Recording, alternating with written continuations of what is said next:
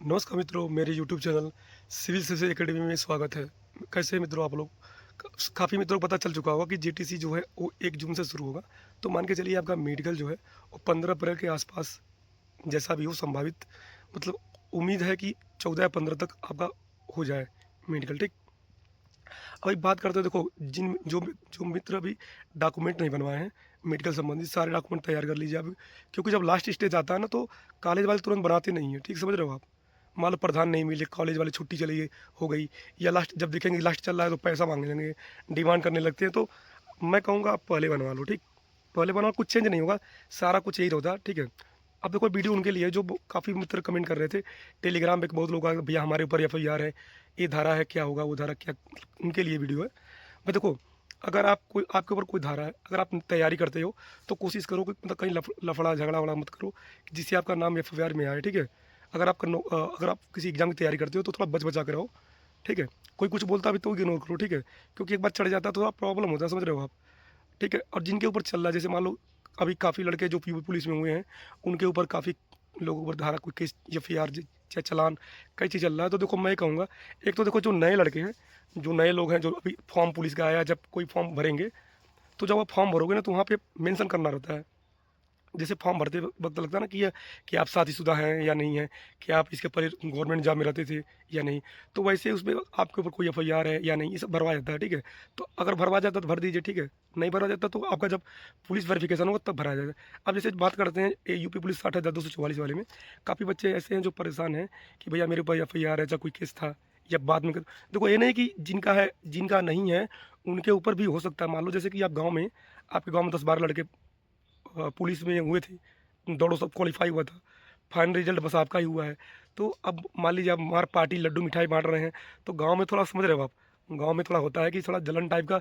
मान लो कोई जानबूझ झगड़ा कर लिया, तो पहली बात देखो पार्टी जश्न नहीं मनाना है। जब तक 1 महीने की सैलरी, 3 महीने तनख्वाह ना मिल जाए, तब तक पार्टी नहीं मनाना, ठीक है? अब बात करते हैं पॉइंट की कि मतलब एफआईआर, देखो अगर कोई केस आपके ऊपर है, अगर वो सुलह हो गया है, आप दोष मुक्त हैं, ठीक है, तो कोई प्रॉब्लम नहीं। अगर वो सुलह नहीं हुआ है, जैसे अब केस चल रहा है, जैसे कोर्ट में केस चल रहा है, आप बार बार जाते हैं पीसी पे, तो देखो उसमें प्रॉब्लम क्या होगा, जैसे कि थोड़ा आपकी ज्वाइनिंग लेट होगी। जैसे मान लो अगर एक जून से जेटीसी शुरू हो रही है, तो ऐसा हो सकता है कि आप थोड़ा लेट हो सकता है, आप जेटीसी ना कर पाओ, आप डायरेक्ट आरटीसी में आओ या जेटीसी के लास्ट में आओ, समझ रहे हो आप?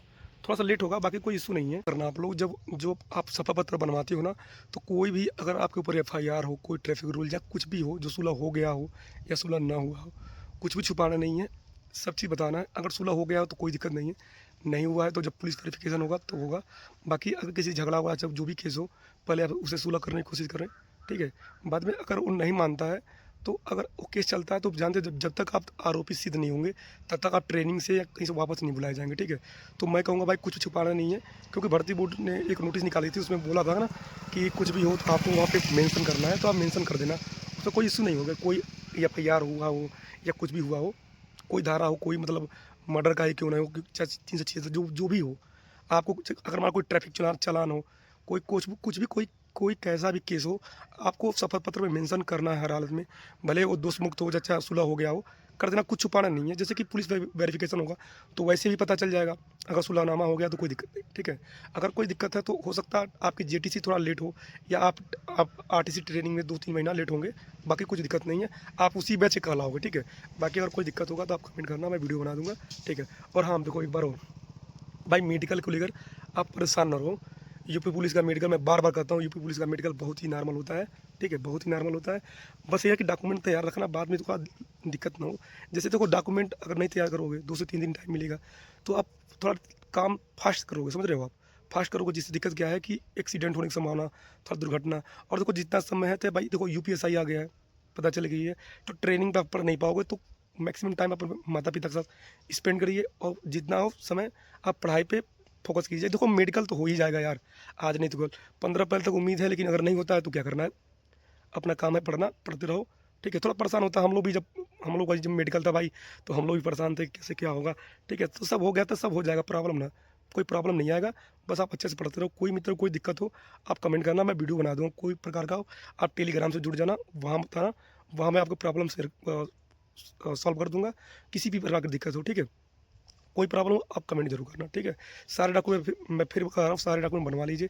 फॉर्मेट नहीं मिल पा रहा तो टेलीग्राम में ऐड हुए, टेलीग्राम से फॉर्मेट मिल जाएगा, ठीक है। और कोई जानकारी के लिए कमेंट करना, ठीक है। तब तक के लिए बाय बाय, जय हिंद, चलता हूँ, ड्यूटी निकलता, थोड़ा लेट हो रहा है, ठीक।